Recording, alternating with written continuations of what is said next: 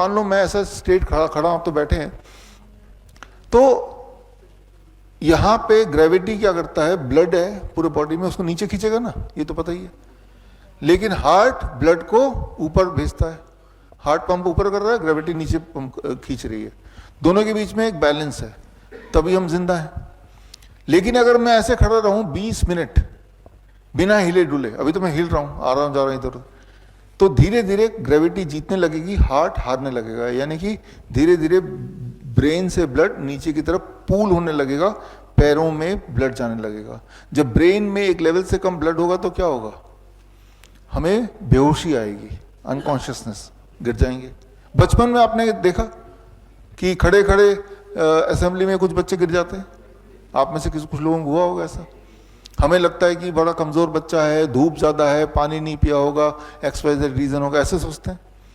याद रखिए, आप एक्सपेरिमेंट करके देखिए कि 20 मिनट मैं कुछ नहीं, बस ऐसे खड़ा रहूंगा, तो जब खड़े रहते हैं, जैसे मैं मूव कर रहा हूं, तो जब मूव करते हैं तो ये हार्ट है, दिस इज सेकेंडरी हार्ट, ये भी ब्लड को ऊपर पुश कर रहा है, तब बैलेंस बना रहेगा। लेकिन मूव नहीं करेंगे तो ही दिक्कत आएगी। आप गौर कीजिए, याद कीजिए, जो जो बच्चे गिरे होंगे बचपन में, अगर आपको याद है वो चेहरे, तो कौन बच्चे गिरते हैं जो टीचर की सारी बातें मानते हैं। जो शरारती बच्चे हैं वो मानते ही नहीं, वो हिलते डुलते रहते हैं, वो गिरेंगे ही नहीं।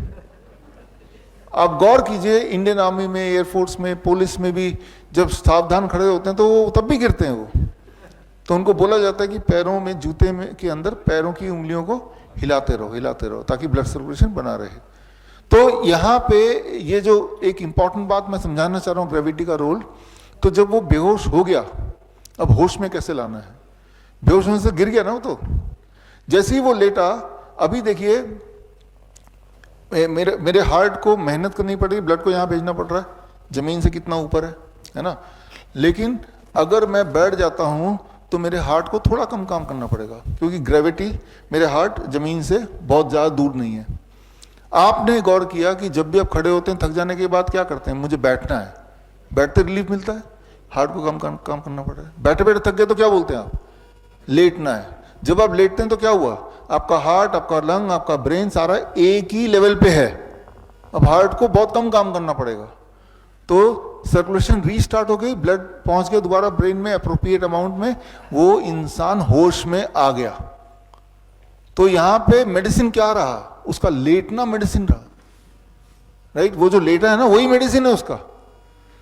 उस लेटने के दौरान 2-3 मिनट जब तक कि होश नहीं आया, कोई उसको मंत्र पढ़ेगा, कोई उसको पानी छिड़केगा, कोई हवा करेगा, फिर होश में तो आना ही है। लेकिन जिसने भी जो किया बोल देगा कि मैंने जो मंत्र पढ़ा था उससे वो होश में आ गया। समझ रहे हैं आप, है ना। अगर आप चाहते हैं कि जब वो लेट गया है और आप चाहते हैं कि वो जल्दी से होश में आ जाए, तो ज्यादा से ज्यादा क्या कर सकते हैं, लेटा तो है ही वो, और उसके दोनों पैरों को अपने ऊंचे पे रख दिया ऐसे, तो ब्लड जल्दी सिर पे आ गया। समझ रहे हैं आप। तो इस तरह से हम क्या कर रहे हैं यहाँ पे, ग्रेविटी एज मेडिसिन, ग्रेविटी को यूज कर रहे हैं। बड़ी से बड़ी बीमारी का आसान से आसान इलाज घर बैठे ही हो सकता है। अधिक जानकारी के लिए कांटेक्ट करें nearest doctor BRC clinic @home।